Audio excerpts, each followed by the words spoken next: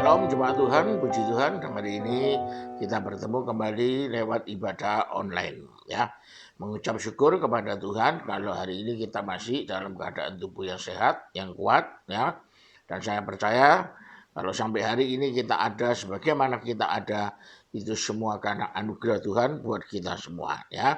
Saudara-saudara, pagi hari ini saya mengambil topik firman Tuhan dengan judul sudut pandang ya. Nah, saudara-saudara, sebelum saya masuk dalam inti firman Tuhan, saya ingin bertanya dulu kepada saudara-saudara. Saudara pernah enggak atau pernah punya pengalaman enggak dengan yang namanya salah paham? Ya, mungkin suami istri ada kesalahpahaman, ya, ribut.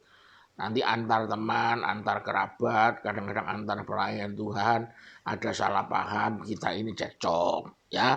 Nah, saudara-saudara, apa yang menjadi sebab kesalahpahaman itu bisa terjadi? Ya, saudara-saudara, kesalahpahaman itu terjadi karena adanya sudut pandang yang berbeda. Ya, betul ya saudara-saudara, sudut pandang yang berbeda. Saya kasih contoh begini. Suami istri ya waktu mereka menikah, terus kemudian mereka ingin memiliki sebuah rumah sendiri ya, karena namanya suami istri berumah tangga, mereka ingin punya rumah sendiri karena rumah itu merupakan satu kebutuhan. Istri melihat punya rumah itu sebagai satu kebutuhan ya, namanya orang berumah tangga. Tapi suami bisa melihat dari sudut pandang keuangan. Aku belum mencukupi, ya keuangan kita belum cukup. Saudara, saya tahu tujuannya mereka sama, ya ingin punya rumah, ya. Tapi yang satu melihat dari sudut pandang kebutuhan, satu melihat dari sudut pandang keuangan. Nah, dari pandangan yang berbeda ini, sudut pandang yang berbeda ini bisa menimbulkan yang namanya percekcokan, ya, atau ribut suami istri. Padahal tujuannya sama. Nah, itu loh saudara, ya. Karena apa? Karena ada sudut pandang yang berbeda. Satu melihat dari sudut A, yang satu melihat dari sudut B. Ya. Nah, saudara-saudara, perbedaan sudut pandang ini juga bisa terjadi dalam kehidupan rohani kita. Ya. Dan juga bisa menghasilkan kehidupan rohani yang berbeda juga. Coba kita lihat sebuah kisah ya yang populer di dalam Alkitab, yaitu kisah Yusuf ya. Kita membaca terlebih dahulu ya. Saya akan membacakan ayatnya lompat-lompat untuk menghemat waktu. Yang pertama Kejadian 42 ayat 18 sampai ayat yang ke-20. Pada hari yang ketiga berkatalah Yusuf kepada mereka, buatlah begini, maka kamu akan tetap hidup. Aku takut akan Allah. Jika kamu orang jujur, biarkanlah dari kamu bersaudara tinggal seorang terkurung dalam rumah tahanan. Tetapi pergilah kamu, bawalah gandum untuk meredakan lapar seisi rumahmu. Tetapi saudaramu yang bungsu itu haruslah kamu bawa kepadaku, supaya perkataanmu itu ternyata benar, dan kamu jangan mati.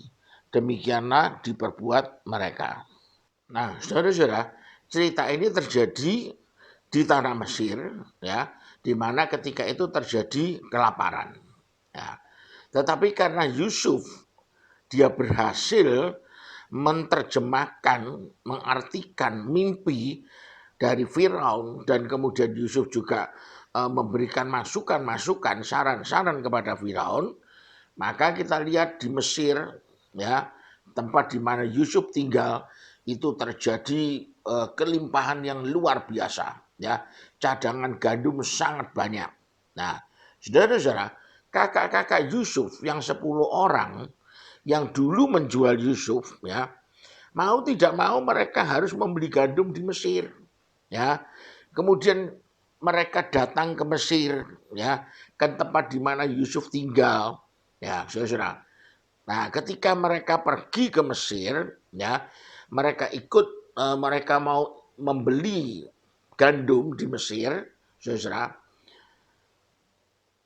Adik yang paling kecil ketika itu Benyamin, ya, adik nomor 12, anak nomor 12, ya, itu tidak ikut. Saya katakan Yusuf ini 12 bersaudara. Yusuf anak ke-11. Adiknya yang nomor 12 itu Benyamin. Dia tidak ikut ke Mesir. Kenapa? Karena Yakub sang ayah tidak mengizinkan kakak-kakaknya membawa Benyamin ke Mesir. Karena takut terjadi apa-apa ya terhadap si bungsu Benyamin ini. Nah, saudara, Yusuf pun berkata kepada saudara-saudaranya, ya, suruh bawa si Benyamin, ya, anak yang bungsu itu di hadapannya. Ya, singkat cerita, ya, seperti yang saudara tadi sudah baca. Ya, lalu kita coba baca sekarang lanjutannya dalam ayat 36, mulai ayat 36. Ya, dan Yakub ayah mereka berkata kepadanya, kamu membuat aku kehilangan anak-anakku. Yusuf tidak ada lagi, Simeon tidak ada lagi. Sekarang Benyamin pun hendak kamu bawa juga. Aku inilah yang menanggung segala-galanya itu. Lalu berkatalah Ruben kepada ayahnya, kedua anakku laki-laki boleh engkau bunuh jika ia tidak kubawa kepadamu. Serahkanlah dia ke dalam tanganku, maka dia akan kubawa kembali kepadamu. Tetapi jawabnya, anakku itu tidak akan pergi ke sana bersama-sama dengan kamu. Sebab kakaknya telah mati dan hanya dialah yang tinggal. Jika dia ditimpa kecelakaan di jalan yang akan kamu tempuh, maka tentulah kamu akan menyebabkan aku yang ubanan ini turun ke dunia orang mati karena duka cita. Nah, di sini saudara, kita melihat ya betapa sedihnya Yakub itu. Pertama, Yusuf sudah tidak ada. Ya, yang dia dengar Yusuf itu sudah mati dimakan binatang buas. Kemudian sekarang Simeon, ya, Simeon harus ditahan di Mesir. Nah, sekarang persoalannya berikutnya, Benyamin harus dibawa ke Mesir. Nah, kita bisa melihat Yakub, ya, dia menggerutu, dia ngomel, ya, sampai dia harus berkata apa? Aku kehilangan anak-anakku. Aku yang menanggung segala beban itu. Aku ini udah mau mati karena duka cita. Ya, saudara, kita melihat Yakub begitu rapuhnya dia. Ya, dia ngomel, dia menyalahkan kepada situasi yang ada. Ya, dia dalam keadaan yang depresi. Betul ya saudara ya. Nah, berapa banyak sekarang permasalahannya dari kita yang kadang-kadang seperti Yakub ini. Kita jadi orang yang rapuh, kita jadi orang yang sedih, kita jadi orang yang suka ngomel, menyalahkan situasi. Ya, kita sebagai manusia seringkali kita juga seperti itu, saudara. Kita menyalahkan istri kita, ini gara-gara istriku, ya. Istri menyalahkan suami, ini gara-gara suamiku, ya. Nanti kita menyalahkan bos kita, ya. Nah, kita mulai saling menyalahkan situasi, menyalahkan orang lain. Nah, saudara-saudara, memang seringkali itu kita seperti itu, ya.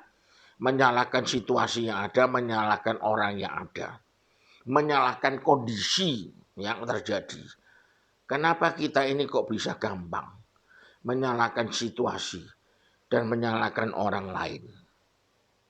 Jangan-jangan saudara, iman kita itu kita letakkan pada situasi. Ya, iman kita tidak kita letakkan pada Tuhan. Ayo, saudara. Kalau iman kita letakkan pada situasi, begitu situasi itu berubah tidak sesuai dengan keinginan kita langsung down, kita langsung sedih, kita rapuh, seperti yang kita sudah tidak kuat lagi. Benar tidak saudara? Ya, nah kalau memang ada di antara saudara-saudara yang hari ini saudara punya pengalaman seperti yang saya katakan ini, ya, Puji Tuhan, saya ingin memberi kabar baik bagi saudara-saudara. Ya, dari kisah Yakub ini kita belajar, saudara. Belajar apa? Belajar untuk merubah sudut pandang kita. Ayo kita baca kisah ini lanjutannya. Ya, pasal 43 ayat 13. Bawalah juga adikmu itu, bersiaplah dan kembalilah pula kepada orang itu. Allah yang maha kuasa kiranya membuat orang itu menaruh belas kasihan kepadamu, supaya ia membiarkan saudaramu yang lain itu beserta Benyamin kembali. Mengenai aku ini, jika terpaksa aku kehilangan anak-anakku, biarlah juga kehilangan. Nah, kita melihat saudara, Yakub akhirnya dia merelakan Benyamin untuk pergi. Ya, saudara. Tapi kita melihat saudara, kepergian Benyamin ya itu membuat Yakub tetap masih gelisah. Ya, Yakub merelakan sih, tapi tidak sepenuh hati dia melepas Benyamin untuk pergi. Ya, ada perasaan takut juga masihan. Ya, saudara. Padahal saya katakan Yakub itu tidak tahu ujung ceritanya itu nanti seperti apa. Yakub tidak tahu. Yang Yakub alami dia takut kehilangan anaknya lagi. Makanya dia melepaskan Benyamin itu meskipun dia bilang berkata bawalah Benyamin, tapi hatinya tidak sepenuhnya bisa melepaskan. Ya, nah kita lanjut saudara. Pasal 45 ayat 14. Lalu dipeluknya lah leher Benyamin, adiknya itu, dan menangislah ia. Dan menangis pula lah Benyamin pada bahu Yusuf. Yusuf mencium semua saudaranya itu dengan mesra, dan ia menangis sambil memeluk mereka. Sesudah itu barulah saudara-saudaranya bercakap-cakap dengan dia. Ketika dalam istana Firaun terdengar kabar bahwa saudara-saudara Yusuf datang, hal itu diterima dengan baik oleh Firaun dan pegawai-pegawainya. Lalu berkatalah Firaun kepada Yusuf, katakanlah kepada saudara-saudaramu, buatlah begini, muatilah binatang-binatangmu dan pergilah ke tanah Kanaan. Jemputlah ayahmu dan seisi rumahmu dan datanglah mendapatkan aku. Maka aku akan memberikan kepadamu apa yang paling baik di tanah Mesir, sehingga kamu akan mengecap kesuburan tanah ini. Nah, ini loh saudara, sebuah kabar baik. Ya, kabar baiknya apa saudara? Ketika Yakub ya mengira bahwa semua situasi yang dialaminya itu tidak mendukungnya, ya, justru membuat dia rapuh, dia sengsara, ya. Ketika dia menganggap anak-anak yang lain itu tidak bisa menjaga adik-adiknya, ya, ketika dia sudah stres, ya, dia dalam keadaan yang berduka, ternyata loh saudara, di ujung-ujungnya, ya, Tuhan itu punya sebuah rancangan yang membahagiakan. Haleluya. Ya. Sampai kita lihat sudah, Firaun berkata apa? Jemput ayahmu. Ya. Firaun berkata kepada Yusuf, jemput ayahmu. Mereka harus mendapatkan kesuburan. Bahkan di ayat selanjutnya dikatakan, sebab apa yang paling baik di seluruh tanah Mesir, ini adalah milikmu. Ya, ini adalah milikmu. Saudara lihat saudara, situasi yang terlihat mungkin ya sepertinya tidak mendukung, ya, situasi yang sepertinya justru membuat kita ini jadi lemah, jadi rapuh, ya. Ternyata ujung-ujungnya Tuhan itu sudah menyiapkan sesuatu yang indah, ya, sesuatu untuk kebaikan kita, sesuatu untuk menyenangkan kita, sesuatu yang bisa melegakan kita. Amin, saudara. Ya, Yakub memiliki sudut pandang yang salah. Ketika dia menghadapi situasi yang tidak sesuai dengan keinginannya, ya, dia punya situasi sudut pandang yang berbeda, saudara. Sudut pandangnya dia sendiri. Dia tidak pakai sudut pandangnya Tuhan, betul tidak, saudara? Ya, Justru dia pakai sudut pandangnya sendiri membuat dia rapuh. Nah, saudara, kita ini ya seringkali juga jadi orang yang gampang terefek dengan situasi di luar. Ya, kadang memang situasi itu tidak sesuai dengan keinginan kita. Ya, kita bisa punya sudut pandang yang berbeda. Sudut pandang di mana kita merasa Tuhan itu tidak bersama kita, Tuhan tidak ada di pihak kita, Tuhan itu loh tidak menolong kita. Saudara, ingat ya, meskipun situasi sekarang mungkin yang kita hadapi itu tidak sesuai dengan harapan kita, ya, bukan berarti Tuhan tidak bekerja. Ingat loh saudara, situasi boleh tidak sesuai dengan yang kita harapkan, tapi bukan berarti Tuhan tidak bekerja. Bukan berarti Tuhan membiarkan kita. Bukan berarti Tuhan tidak menolong kita. Ya, tapi Tuhan sedang menyiapkan sesuatu yang terbaik untuk kita semua. Amin. Ya, Tuhan sedang menyiapkan sesuatu yang indah untuk kita. Mari saudara, hari ini mulailah kita belajar melihat situasi dengan sudut pandang yang berbeda. Ya, lihatlah sebagaimana Tuhan melihat bahwa di ujung sana ya ada sebuah solusi. Di ujung sana ada sebuah penyelesaian. Di ujung sana ada sebuah situasi yang menguntungkan dan memberkati kita. Karena apa, saudara? Karena Tuhan kita bukan Tuhan yang senang atau suka melihat kita sengsara. Tetapi Tuhan yang kita sembah adalah Tuhan yang suka memberkati anak-anaknya. Puji Tuhan. Amin. Mari kita menundukkan kepala, kita berdoa. Maha besar Bapa kami yang ada di dalam surga. Pada pagi hari ini kami diyakinkan lagi oleh firman-Mu bahwa kami punya Tuhan yang luar biasa. Engkaulah sumber pertolongan kami, sumber kekuatan kami. Di dalam Tuhan ada solusi. Di dalam Tuhan ada rencana yang indah. Di dalam Tuhan ada berkat.